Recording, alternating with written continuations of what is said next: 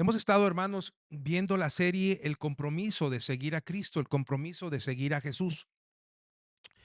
Hemos estado navegando a través del Evangelio de Marcos por varias semanas. Hoy entramos al versículo del 13 al 35 de Marcos capítulo 3. Ten tu Biblia abierta, por favor, ten tu Biblia abierta y estemos meditando en él. Titulé al mensaje de esta mañana El compromiso que Jesús pide de mí. El compromiso que Jesús pide de mí. Apropiémonos de este título, el compromiso que Jesús pide de mí. Miren, la palabra compromiso en nuestros días, la verdad que ha perdido mucho peso, ha perdido mucho peso. Muchos se comprometen fácilmente, pero también fácilmente abandonan el compromiso. Miren, les voy a dar un ejemplo. Aquí en Nuevo León, en Monterrey, les voy a dar unas estadísticas de el número de divorcios que hay contra el número de matrimonios. Aquí en Nuevo León presenta, dice el INEGI, una alta incidencia, reportando un 58.8, es decir, un 59% de divorcios por cada 100 matrimonios. Es decir, de cada 100, 60 parejas que se casaron se están divorciando cada año. No quiere decir que sean las mismas parejas, ¿verdad? Porque también el promedio de divorcio, más o menos, dice las estadísticas, que es después de 18 años. No les voy a hablar del divorcio ni del matrimonio, les voy a hablar del compromiso. Porque ¿qué es el matrimonio, hermanos? Un compromiso que hacemos delante de Dios con el varón o con la mujer, según sea el caso. Pero tan fácilmente se ha roto lo que es el compromiso que, poniendo este ejemplo del matrimonio, vean ustedes la alta incidencia que va. Les voy a hablar de otra situación, que a lo mejor los de la generación X o los baby boomers, por allá los arriba de 60, 70 años, los de 50, 40 y tantos, van a hacer, van a hacer clic con esto que les voy a decir. Hay un compromiso de trabajo. Todos los personas, los baby boomers, la generación X, eran más leales en ese sentido de compromiso hacia la compañía que trabajaba. Mi papá trabajó en Pemex, trabajó 35 años en Pemex. Yo le preguntaba, ¿y por qué no cambiaste? Pues ahí estaba. Y como que el pensamiento era ser leal a eso. Pero ¿qué pasa ahora? ¿Cuánto duran en los trabajos? ¿Cuánto duran? Poco tiempo, poco tiempo. Vamos a las estadísticas para no echarles mentiras. Dice las estadísticas que se estima en un rango entre el 20 y el 25% al año están cambiando de empleos. Es decir, de cada 100, 25 personas están cambiando cada año de empleo. Cada vez hay, pueden ser muchas razones y no va a ser el tema de hoy, pero lo que quiero hacerles ver es que el compromiso es fácil de romper. Dios nos pide a nosotros que nos comprometamos con Él.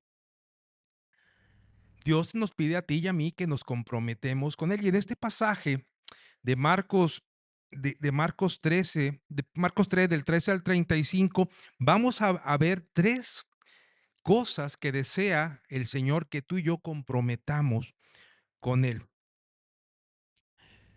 Como cristianos muchas veces llevamos el nombre de cristiano, llevamos el sobrenombre de cristianos, pero a veces nuestra vida no refleja que lo seamos. Nuestro hablar no refleja que lo seamos. Nuestra voluntad, lo que hacemos, no refleja que realmente confiemos en el Señor. Dios, hermano, no busca simpatizantes, no buscas quienes digan, ay, sí, yo sigo a Jesús y nada más lanzo pancartas y esté haciendo algo así. No, lo que el Señor busca son vidas comprometidas que cumplan con lo que el Señor demanda de cada uno de nosotros. Busca vidas comprometidas que hagan su voluntad. ¿Dónde está su voluntad, hermanos? En su palabra. Entonces, si quiero hacer la voluntad del Señor, ¿tengo que ir a dónde? A su palabra. Pero a veces vemos cristianos que ni la Biblia abren durante la semana. Entonces, ¿cómo van a hacer su voluntad? ¿Cómo esperan hacer su voluntad? Por eso la pregunta para ti y para mí es, ¿cómo estamos respondiendo al compromiso que tenemos con el Señor si es que nos decimos cristianos, si es que somos cristianos? Esa respuesta, hermano, sin duda alguna usted la tiene y cada uno de nosotros tiene esa respuesta y nadie más podrá darla. Por eso, veamos 3 cosas que el Señor tiene para nosotros en ese sentido del compromiso que Él pide de ti y de mí. Número 1, el compromiso que Jesús pide de mí es un compromiso de comunión con Él. Es un compromiso de comunión con Él. Creo que no avanza la diapositiva, pero bueno, es un compromiso de comunión con Él. Miren, versículos del 13 al 19. Noten, lo voy a leer en la Nueva Traducción Viviente. Tiempo después, Jesús subió a un monte y llamó a los que quería que lo acompañaran. Todos ellos se acercaron a Él. Luego nombró a 12 de ellos y los llamó sus apóstoles. Ellos, los 12, lo acompañarían y él los enviaría a predicar y les daría autoridad para expulsar demonios. Estos son los 12 que escogió: Simón, a quien llamaban Pedro; Santiago y Juan, los hijos de Zebedeo, a quienes Jesús apodó Boanerges o hijos del trueno; Andrés, Felipe, Bartolomé, Mateo, Tomás, Santiago, hijo de Alfeo, Tadeo, Simón, el celote, Judas Iscariote, quien después los traicionó. Voy a repetir el versículo 14 en otra traducción de la Biblia, la Reina Valera 2015, que dice: constituyó a 12 a quienes nombró apóstoles para que estuvieran con él y para enviarlos a predicar. Hermanos, Jesús nos llama a ti y a mí, y en algún punto de nuestra historia, en mi caso, yo recuerdo perfectamente cuando el Señor me llama, cuando me encuentro con Él, tenía 14 años de edad, y recuerdo perfectamente que estaba en una reunión de adolescentes donde se predica la palabra del Señor, donde el hermano que estaba liderando y predicando hace la invitación y yo respondo a la invitación del Señor a seguirle, a estar con Él, a que Él viniera a mi corazón y empezar una relación.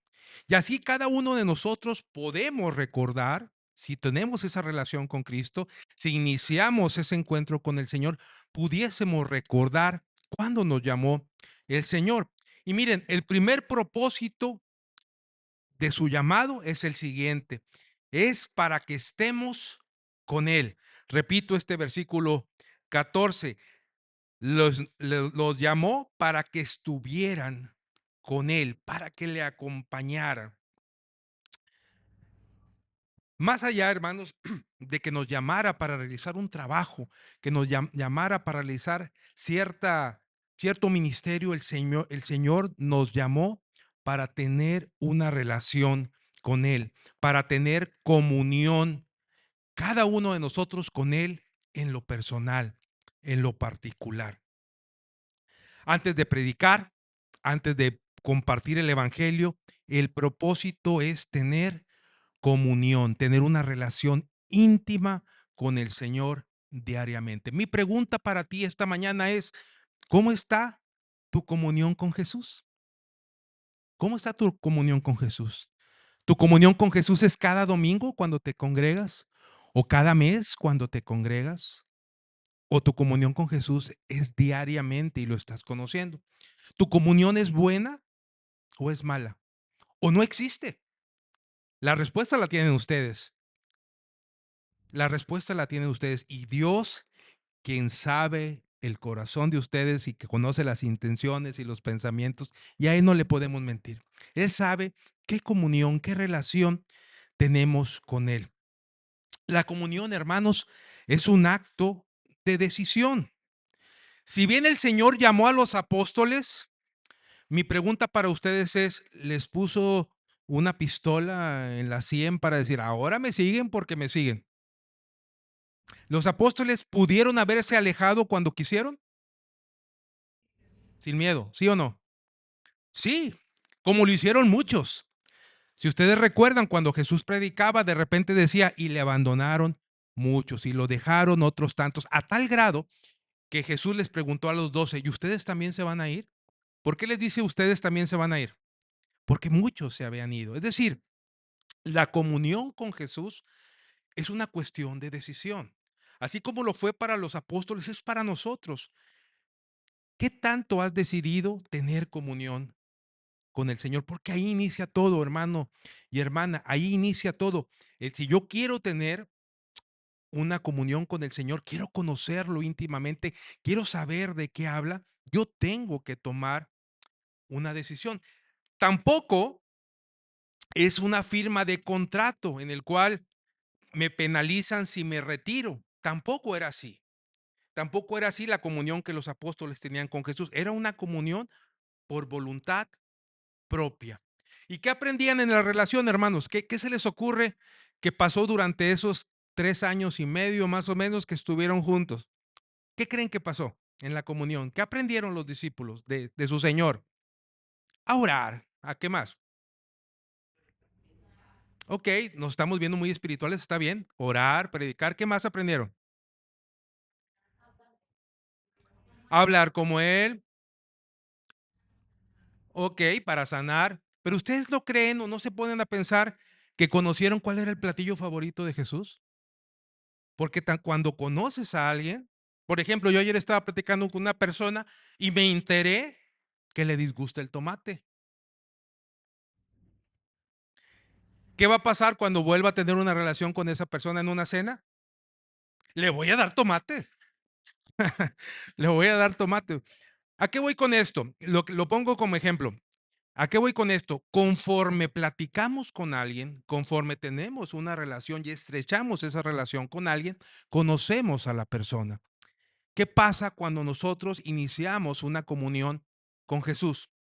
Va a pasar exactamente lo mismo. En la medida que yo estrecho esa relación diariamente, donde lo estoy escuchando, donde estoy viendo en esa relación qué pide el Señor de mí, qué demanda de mí, cuál es el corazón que busca de mí. Cuando voy conociendo sus gustos, voy conociendo qué le disgusta, cuando hablo diariamente con Él, cuando tomo mi celular todos los días y le hablo a Dios, Dios, todos los días. ¿Hago eso? Sí, no con el celular, pero ¿cómo lo puedo hacer? Orando. Cuando voy en esa relación con Dios, haciéndolo, voy a conocerlo, voy a conocerlo.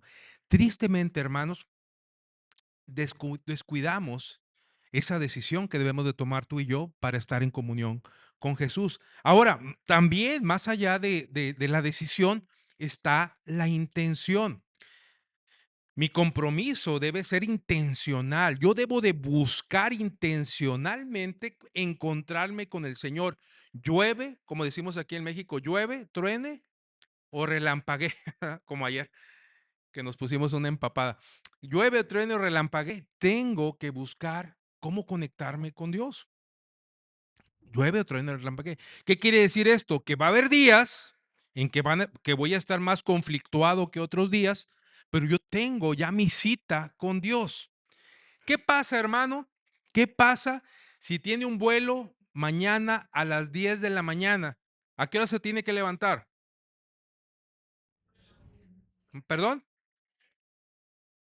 Pues más o menos 4 o 5 de la mañana para arreglarte y depende de donde vivas, si vives al poniente o vives más cerca, tomar una distancia para estar al menos 2 horas antes, que es lo que te piden, de que salga tu vuelo. ¿Estamos regularmente cuando tenemos un vuelo, estamos a tiempo? Mi pregunta es, ¿por qué no podemos hacer lo mismo en nuestra cita diaria con el Señor? ¿Qué es lo que pasa cuando mi cita diaria con Dios la cambio por cualquier cosa? Oye, hoy hay partido, pues ¿sabes qué? Veo el partido. Y luego Dios, ay, ya no me alcanzó el tiempo, entonces, pues te quedaste para mañana, Dios, en mi cita contigo. Hoy está la final de tal cosa, hoy está la serie tal, la novela tal, hoy está la cena tal, hoy está esto. Vaya, no quiero decirles que seamos antisociales, no, no, no. Lo que quiero hacerles ver con estos ejemplos es que es muy fácil romper el compromiso, salud, es muy fácil romper el compromiso de encontrarnos con Dios y de conocerle por cualquier cosa. En cambio, hay muchas cosas que aunque no lo decimos, le damos más valor que a Dios porque lo anteponemos ante cualquier situación. Yo tengo que ser intencional en mi compromiso, tengo que poner una hora en la cual me cite con Él y pueda encontrarlos. Después de tener comunión con Él, después de estar con Él, entonces sí, dice la palabra que el Señor los envió a predicar. Pero ¿cuál fue la primera parte? Tener comunión con Él, estar en comunión, conocer, al Señor y sí, después vas a predicar. ¿Qué pasa en la vida cristiana? Que de repente tú y yo conocemos de Jesucristo y llegamos y queremos, vámonos, vámonos de misioneros, vámonos a hacer esto, vamos a hacer esto otro. Algunos, ¿verdad? No todos, pero algunos, luego, vamos a hacer esto. Espérame, conoce al Señor, conoce a quien te sustenta, tiene una relación con Él y ahora sí, ve a predicar, dice la palabra, ve a predicar, ve a caminar con Dios. Miren, algunas citas de la Biblia nos dicen lo siguiente: permanezcan en mí y yo permaneceré en ustedes. Así como el pámpano no puede producir frutos si la cortan de la vid, ustedes tampoco pueden ser fructíferos a menos de que permanezcamos en el Señor. Necesitamos estar en Él. Sigue diciendo este capítulo de Juan: yo soy la vid, ustedes son los pámpanos, el que permanece en mí y yo en él, este lleva mucho fruto, porque separado de mí y nada es nada. No podemos hacer nada separados de Dios. David, David, el dulce cantor de Israel, como se le conoce en uno de sus nombres, decía lo siguiente, Salmo 27: lo único que le pido al Señor, lo que más anhelo, es vivir en la casa del Señor todos los días de mi vida, deleitándome en la perfección del Señor y meditando dentro de su templo. En otras palabras, David decía: Señor, lo que más anhelo es conocerte. Quiero saber más de ti. Quiero estar ahí, vivir en ti, vivir en ti. Miren, hay un pasaje en la Biblia que a mí me gusta mucho y lo acabamos de pasar en nuestra lectura como iglesia de toda la Biblia que llevamos. Está en el segundo libro de Samuel, capítulo 23, versículos del 13 al 17. Alguna ocasión se los he dicho. Cuando David estaba siendo perseguido, dice la historia en este parte del libro, que estaba junto con sus hombres en una cueva llamada, empieza con A, Adulam, por allá soy yo. Muy bien. Estaba en una cueva llamado Adulam y estaban con él. ¿Cuántos hombres le seguían más o menos? Más de 399 y menos de 401. 400 más o menos estaban con él en la cueva. Y dice David, dice: ay, que él me diera a beber del agua que está en el pozo de Belén. Pero Belén estaba invadida por los filisteos, es decir, los enemigos se habían apoderado de la tierra de Belén. Y David suspiró: ay, ¿quién me diera de beber del agua del pozo de Belén? Con un suspiro, hermanos, ¿quién creen ustedes que lo escuchó? No, ¿quién creen ustedes que lo escuchó? Los que, los que estaban, los 400, bueno, déjenme cambiar la pregunta. ¿Los 400 le escucharon? No. A ver, me voy a quitar eso. ¿Quién me diera a beber el agua? ¿Quién me escuchó? ¿Por qué? Porque no tenía micrófono David. Valga el ejemplo para lo siguiente. ¿Quiénes le escucharon? Los que estaban más cerca. Y no fue Abisaí. Ahí les van los nombres. Fueron los tres. Dentro de todos los valientes de David había tres que eran los más valientes. O así se les reconoce. Se llamaban Jasobeam, Eleazar y Sama. Ellos tres. Y dice la historia, hermanos, en este pasaje, que escucharon el susurro del rey y fueron e irrumpieron, ellos tres solos, según, sin duda eran de Reynosa, bien valientes. Ellos tres solos fueron e irrumpieron en el campamento de los filisteos, sacaron el agua y pues no tenían botes en el cuero donde metían el agua, sacaron el agua y se la llevaron al rey David. Oye, ¿cómo lo hicieron? A tal grado fue su hazaña que David dijo: no puedo tomar del agua que ustedes a riesgo de sangre han traído. Bueno, sirva el ejemplo para decir, hermanos, ¿quiénes van a escuchar lo que Dios quiere? Hagamos el ejemplo, David como Dios y los valientes como nosotros, o las personas como nosotros. ¿Quién va a escuchar los deseos de Dios, los susurros de Dios, lo que Dios manda? ¿Quiénes? Los que están cerca. Entonces, hermano, no espere escuchar a Dios. Como una vez una hermana dijo: hermano, estaba viendo la televisión y Dios me habló. Ah, caray, dígame en qué canal, pues, para que me diga. Porque a veces somos así, a veces la gente es así. Eso es de la vida real, no crean que es invento. A veces somos así. Miren, hermanos, no se engañe. Si usted no está cerca de Dios, si usted no busca a Dios diariamente, si usted no va a su palabra, si usted no está inmerso en ella y no está viviendo acerca de ella, jamás, jamás va a escuchar a Dios. Jamás va a ver a Dios en su vida. ¿Por qué? Porque está lejos de Él. Porque está lejos de Él. En cambio, los que están cerca de Dios, hermanos, hasta el susurro, hasta su mínima expresión, su anhelo lo conocen. Por eso hacen lo que Dios les manda. Hermano, hermana, ¿cómo está tu vida cristiana? ¿Se basa en la comunión con Dios o se basa en el activismo? ¿Se basa en ir a diferentes actividades y cumplir mis rituales religiosos de cada semana? ¿O realmente estás buscando tener una relación con Dios y conocerle? A veces les he puesto un ejemplo y les digo, oye, si soy una licuadora, pero el cable no lo conecto, por más que le oprima los botones, ¿va a funcionar la licuadora? No, ¿verdad? ¿Por qué? Porque necesito conectarla a la corriente eléctrica. De la misma manera, hermanos, tú y yo necesitamos conectarnos con Dios para poder funcionar. Si no te conectas con Dios, hermanos, no vas a funcionar. La primera cosa que el Señor demanda de nosotros es un compromiso de comunión con Él. Ven, hermanos, inicia. Si no estás teniendo un compromiso de comunión con Él, reconócelo e inicia ahora, que tu vida sea diferente y que decidas tú, porque es cuestión de decisión, iniciar un compromiso con Él. Número dos, el compromiso que Jesús pide de mí es un compromiso de fe en medio de la oposición. Miren, pongan atención en los siguientes 10 versículos, versículos del 20 al 30. Cierta vez Jesús entró en una casa y las multitudes empezaron a juntarse nuevamente. Pronto ni él ni sus discípulos encontraron un momento para comer. Cuando sus familiares oyeron lo que sucedía, intentaron llevárselo y dijeron, está fuera de sí.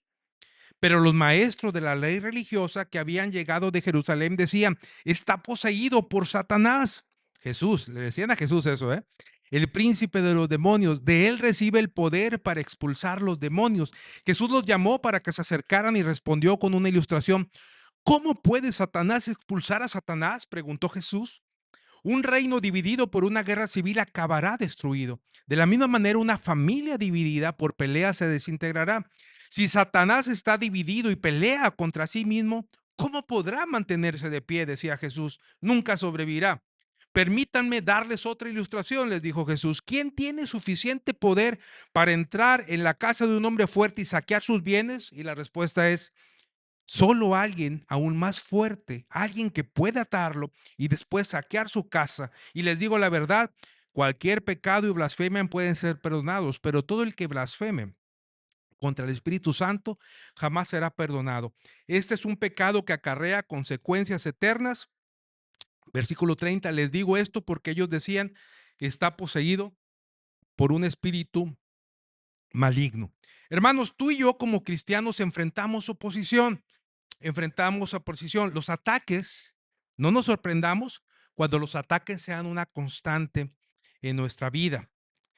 Cuando tú y yo conocimos a Cristo como nuestro Salvador y Señor, a veces, así como fue con Jesús, la primera oposición, el primer ataque lo tenemos ¿dónde, hermanos?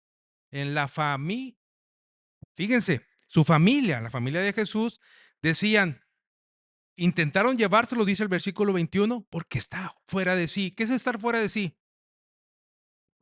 Está loco, está descontrolado, ¿verdad?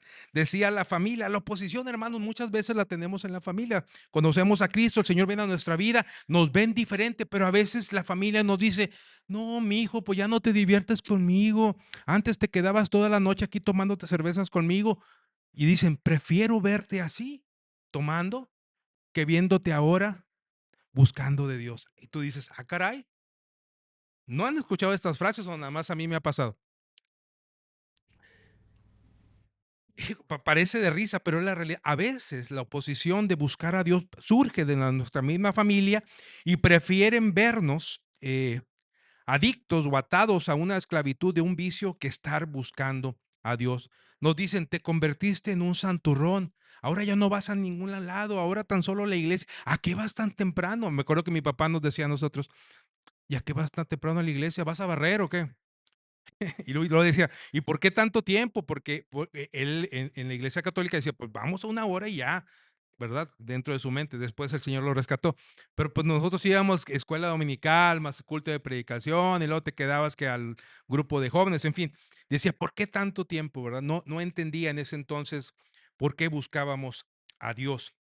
A veces nuestra familia, como les digo, se opone a nosotros en ese sentido. Me acuerdo cuando llegué aquí a la ciudad de Monterrey, este, como saben, estudié ingeniería, soy ingeniero en electrónica, trabajé en una empresa de telecomunicaciones por muchos años, este, y me acuerdo que cuando iba a algunas convivencias de los compañeros de trabajo que sabían que era cristiano, se burlaban de mí, me decían, Trajimos tu lechita para que tomes, ¿verdad? Todos tomando licor y me decían, pero aquí te trajimos tu malteadita, tu lechita para que lo hacían en tono de burla, obviamente no llevaban nada, ¿no? Porque yo les respondía, yo traigo el quick para ponerle la lechita. Pero no era así. ¿Pero por qué lo hacían? ¿Por qué? Porque se burlaban de que tú siguieras a Cristo. Ahora, Jesús padeció esto primero de su familia. Le decían loco, lunático, pero también lo enfrentó de parte de quién, hermanos? De los religiosos. Los religiosos de la época, los doctores de la ley, dice ahí, en el pasaje de Marcos, dice, los doctores de la ley le decían que hacía estas cosas porque estaba poseído por quién? Por el diablo. Y fue cuando Jesús le dice, a ver, el diablo se va a expulsar a sí mismo, dice, un reino dividido no puede hacer. Miren, dentro del judaísmo había también la expulsión de demonios, pero no tenían para nada el éxito que Jesús estaba teniendo en ese sentido.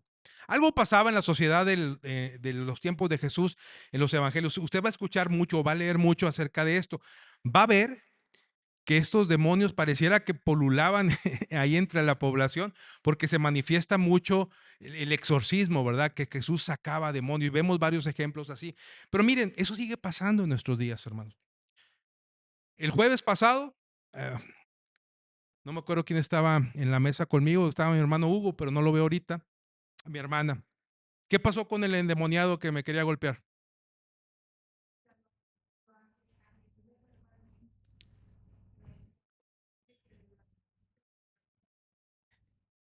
El jueves pasado que estábamos en el hospital, estábamos repartiendo los alimentos y de repente llega un hombre poseído, poseído y atado a una esclavitud de seguramente de drogas. No olía alcohol, porque aquí lo tenía cerca. No olía alcohol, pero sí andaba mal, totalmente distraído, poseído. Y de repente empieza a querer golpearme y empieza a atacarme verbalmente. De una manera, digo, que todos los que estaban ahí conmigo en la mesa se dieron cuenta, ¿no? Incluso los espectadores estaban ahí, los demás de la fila estaban expectantes de qué pasaba y cómo respondía un servidor. Claro que yo me puse en posición de Rocky. No, no, ¿qué fue lo que hice? Nada, dejarlo al Rey de Reyes, al Señor de Señores. ¿Qué pasó? Como dice la palabra del Señor, resiste al diablo y él huirá de ti. ¿Y qué pasó con este hombre? Se fue, se fue. Me decían después otras personas que estaban ahí, no hombre, yo se fue y andaba chocando allá y andaba X. O sea, pero ¿a qué voy? El estorbo espiritual, hermano, lo vamos a tener siempre, así como lo tuvo aquí Jesús con los líderes religiosos. Lo querían Buscaban ocasión, ¿para qué, hermanos? Para matarle. Y ahora lo acusaban de tener pacto con el enemigo y a estar haciendo exorcismos a nombre del mismo diablo, ¿no? Al nombre del mismo Satanás. En nuestros días, hermanos, muchas personas son presas de estos demonios, muchas personas son presas de estas adicciones, de estas cosas que les van rompiendo el compromiso que deben de tener. ¿Por qué estas personas eran presas en aquel entonces del enemigo, del demonio? Porque no vivían una vida que buscara a Dios directamente, sino que había un sincretismo religioso, es decir, había una mezcla del judaísmo con las religiones paganas. ¿Y qué hacían? Daban rienda suelta a, a que el enemigo entrara, es decir, abrían una puerta para que el enemigo entrara y les poseyera. ¿Alguien puede buscar, por favor? Segundo libro de Crónicas, capítulo 20, versículo, si mal no recuerdo, 33. Y ahorita lo lee, por favor. ¿Y qué necesitamos tú y yo, hermanos? Necesitamos tener una comunión íntima con el Señor. Tú y yo necesitamos crecer en fe. Cuando alguien tenga este libro, le pido a mi hermana Silvia Garza que también lo tenga en la NTV, por favor. Segundo libro de Crónicas 20:33. ¿Alguien lo tiene? Adelante, mi hermano. Mi hermano Domingo. Reina Valera, Reina Valeria, dale.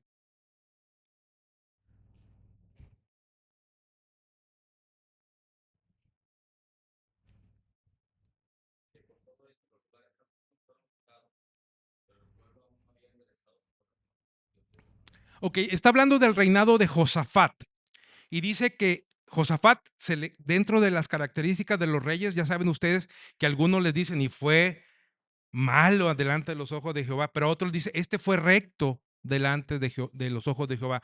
Cuando se habla de Josafat, se habla como un hombre que siguió a Dios, que fue recto buscando los caminos de Dios, pero aún así no quitó, dice ahí, los altares en los lugares altos, es decir, no quitó la idolatría. Por lo tanto, termina diciendo Domingo, ¿cómo? ¿El versículo cómo termina? Por lo tanto, como no quitaron la idolatría, ¿qué pasó? No enderezaron su corazón. Lo clarifica la NTV. Mi hermana Silvia lo lee, por favor. ¿Lo tiene? ¿O alguien que lo lea? Adelante.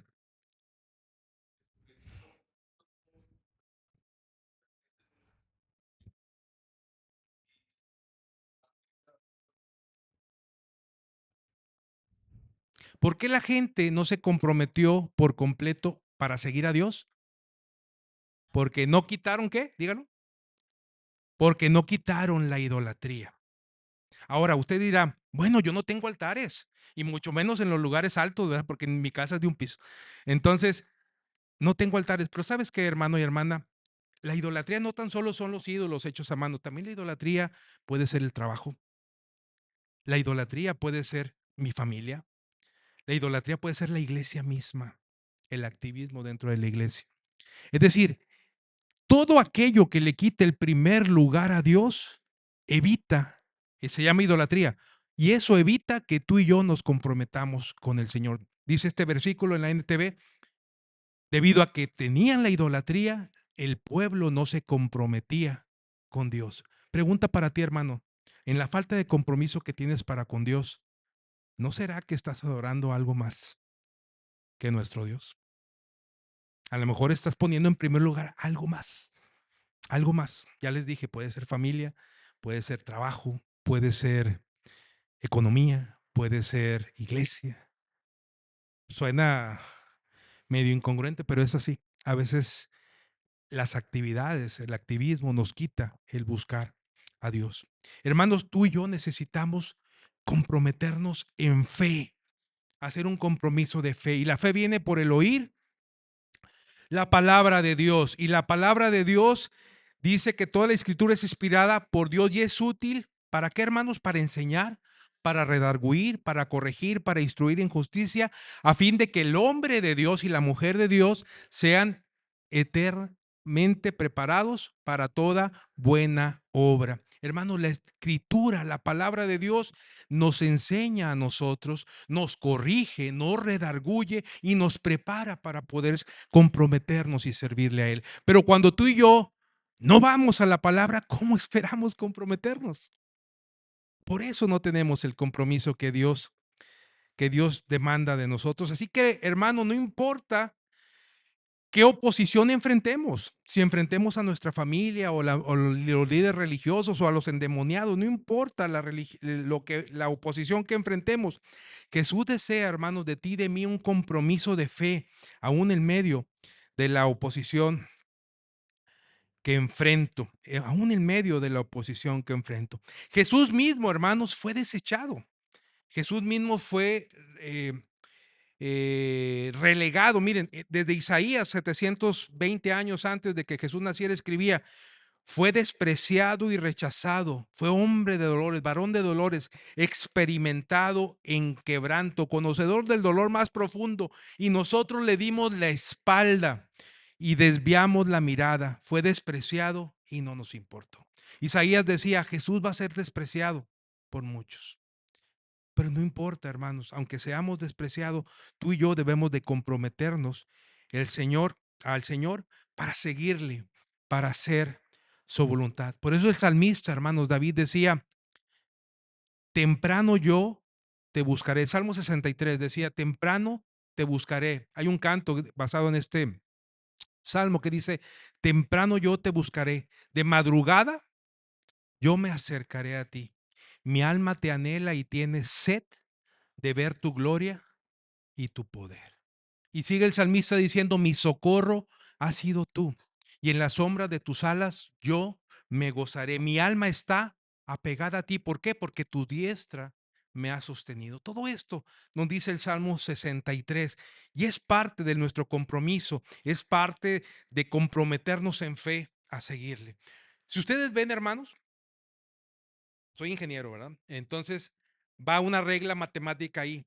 En la medida que yo tengo comunión con el Señor, viene la fe. Entonces podemos poner comunión es igual a fe. En la medida que yo tengo comunión con Dios, en la medida que me relaciono con Dios, mi fe aumenta. Mi fe va en ese sentido. Y hay otra igualdad que es la que ahorita vamos a ver. Número 3, el compromiso que Jesús pide de mí es un compromiso de obediencia y de ser familia. Termino los últimos versículos diciendo, versículos 31 al 35, luego la madre y los hermanos de Jesús vinieron a verlo. Se quedaron afuera y le mandaron a decir que saliera para hablar con ellos. Había una multitud sentada alrededor de Jesús y alguien dijo, tu madre y tus hermanos están afuera y te llaman. Jesús respondió tranquilamente, ¿quién es mi madre? ¿Quiénes son mis hermanos? Entonces miró a los que estaban alrededor suyo y dijo, miren estos, miren a estos, son mi madre y mis hermanos. Todo el que hace la voluntad de Dios es mi hermano y hermana y mi madre. No quiere decir con esto, hermanos, que Jesús no se preocupaba por su familia. Claro que sí. Lo acabamos de ver hace unos días en las 7 palabras cuando le dijo a su discípulo amado, he ahí tú. Es decir, obviamente había una atención a su familia. Lo que Jesús nos quiere decir a ti y a mí en esto, hermano, es que tú y yo somos parte de la familia de Dios. La comunión, como les decía ahorita, es igual a una fe creciente y esto es igual a obediencia. En la medida que yo tengo comunión con Dios, mi fe aumenta, le creo a lo que Dios dice en su palabra, por lo tanto, mi voluntad hace, obedece lo que está escrito en su palabra. ¿Por qué a veces no hacemos su voluntad? Porque no le creemos a Dios, hermanos. Porque como no tenemos comunión con Él, no hay fe en nosotros, no creemos en la palabra, por lo tanto, no hacemos su voluntad. No predicamos, no hacemos discípulos a todas las naciones, no vamos a donde Jesús nos envía. Pero cuando yo tengo comunión con Dios, la fe está en mí, crece en mí, por lo tanto, hago su voluntad. Aquí llegan su madre y sus hermanos. Sí, aquellos que decían que estaba fuera de, ¿se acuerdan? Que estaba fuera de sí, que estaba loco, ¿verdad? Dice que llegan y él responde, mis hermanos, mi familia son los que hacen la voluntad de Dios. Son los que hacen la voluntad de Dios. Jesús, hermanos, redefine la verdadera familia. ¿Cuál es la verdadera familia?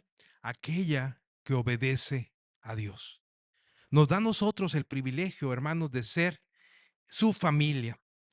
Dice Jesús, si me aman, en Juan 14, si me aman, obedezcan mis mandamientos. ¿Amamos al Señor, hermanos? ¿Obedecemos sus mandamientos? Ay, escuché menos amenes. Si me aman, obedezcan mis mandamientos. Es una buena pregunta para nosotros. ¿Qué tanto amamos a Dios? ¿A qué le decimos que sí y a qué le decimos que no? Porque le decimos que sí muchas veces a las cosas que me convienen, a las cosas que no me causan dolor. con las cosas que estoy de acuerdo. Pero hay cosas que me causan dolor, hay cosas que quizás yo piense que podrían ser mejores. Bueno, ahí le estoy diciendo a Dios, no te creo, por lo tanto no hago tus mandamientos. Santiago 1 nos dice, no solo escuchen la palabra de Dios, tienen que ponerla en práctica. De lo contrario, solamente se engañan a ustedes mismos. Necesitamos poner en acción la palabra del Señor. Pues todos los que son guiados por el Espíritu de Dios, dice Romanos 8, son hijos de Dios. ¿Quiénes? Aquellos que hacen su voluntad, que son guiados por el Señor. Hermanos, no basta con conocer la palabra, hay que vivirla diariamente.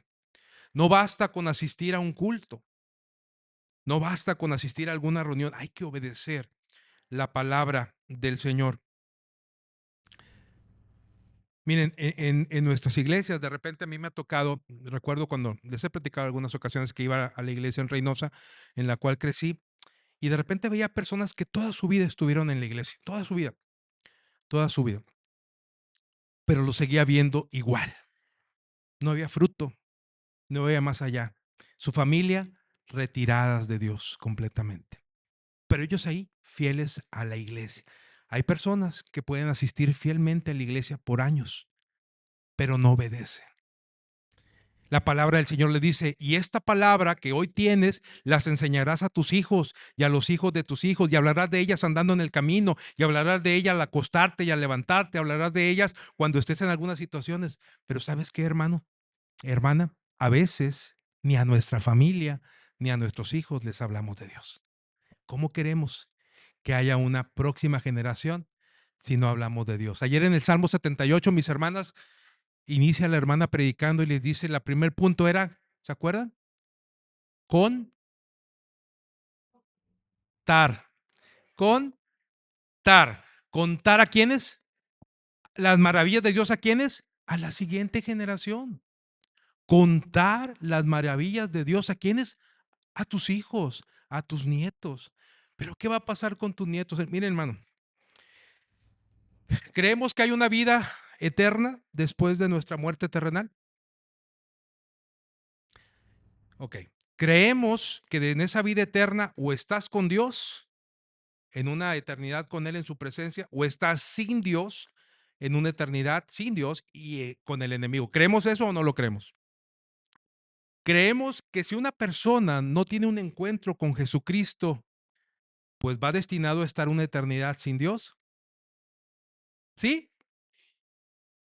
¿Por qué no hablamos de Cristo? Si sabemos que la gente va a pasar una eternidad sin Dios, ¿por qué no le habla de Cristo a su familia? ¿Por qué no le habla de Cristo a sus hermanos, a sus primos, a sus padres? ¿Por qué no le habla de Cristo a sus amigos? ¿Quieren que estén una eternidad sin Dios? ¿O nos basamos en ese tonto dicho que dice, no, mejor respeta y no te metas en problemas, porque de religión y política no podemos hablar? Dije, es un engaño del enemigo, hermano. Ese es un engaño del enemigo. La gente está muriendo sin Cristo. La gente está muriendo sin Dios. ¿Y qué va a pasar con ellos? Van a pasar una eternidad sin Dios. Tú y yo necesitamos comprometernos en obediencia con el Señor. El Señor, hermanos, demanda un compromiso que se refleje en una vida transformada, que tú y yo tengamos esa vida transformada y que podamos realmente servirle a Él. Hermano, no hay excusa. Yo no sé cuál sea el pretexto que tú y yo pongamos para no comprometernos con el Señor. El Señor desea que tengamos un compromiso de comunión con Él, les decía. Estar con Él, conocerle, un compromiso de fe en medio de la oposición, pero un compromiso de obediencia. Hermano, yo sueño, les decía a los hermanos entre semana en los cursos que tenemos, yo sueño con una iglesia creciente, con una iglesia fructífera, que sí tenemos 60 años, pero la pregunta es, ¿y? ¿Y? ¿Qué sigue? ¿Qué sigue después de los 60 años? Siguen muchas cosas, ¿verdad? Esto debería estar lleno, este templo. Deberíamos tener diferentes centros de predicación, misiones, estudios en casa, en fin, tantas cosas. ¿Qué nos falta, hermanos? A usted y a mí. ¿Qué nos falta? Com compromiso. Nos falta compromiso. Y no conmigo, no con el pastor. Yo estoy de paso. Soy finito, tengo 55 años, en un futuro cercano partiré y la iglesia seguirá si Dios no viene antes. Pero ¿qué nos falta a nosotros? Compromiso, comprometernos con el Señor, a tener comunión con Él, a comprometernos en fe, a comprometernos en obediencia y ser familia. ¿Cuál es tu respuesta, hermanos? ¿Cómo le vas a responder al Señor? ¿Deseas comprometerte con Él o deseas seguir comprometido contigo y seguir igual? Seguir igual sin hacer nada de lo que el Señor te, te llama a hacer. ¿Qué les parece si oramos, hermanos? Y cada quien respóndale a Dios. Yo les digo nada más, hermanos, basta ya de una vida sin compromiso para con Dios. Hagamos lo que Él tiene destinado para nosotros. Dice su palabra que tú y yo somos la obra maestra de Dios. Efesios 2:10 dice que somos hechura suya, creados en Cristo Jesús para buenas obras, las cuales Él preparó de antemano para que anduviésemos en ellas. Si Dios lo preparó, hermanos, andemos en ello. No dejemos de dejar de hacer aquello que Dios ya preparó. Sigamos en su camino. Oremos, hermanos. Señor, gracias, Padre, por tu palabra. Gracias, Señor, porque nos hablas.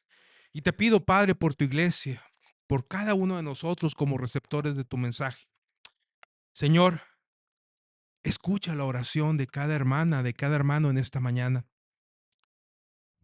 Escucha nuestra oración queriendo comprometernos contigo. Escucha al que quiera hacerlo, Señor.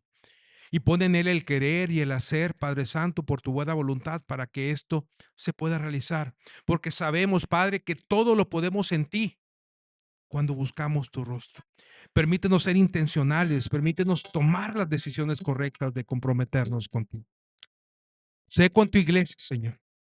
Sé con tu iglesia esta mañana. Y ahora, Señor, que estamos por despedirnos, llévanos con bien y permítenos ser luz, Señor, donde quiera que estemos.